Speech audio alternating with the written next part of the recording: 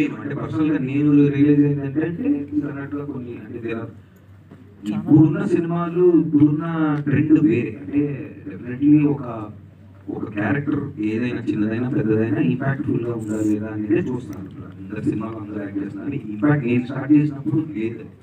నేను స్టార్ట్ చేసినప్పుడు అంటే this long back, this 15 years ago. ఇప్పుడు నువ్వు ఏంటి నువ్వు సెకండ్ హీరోగా చేస్తావంటే ఇంక నువ్వు లీడ్ హీరోగా చేయలేవు.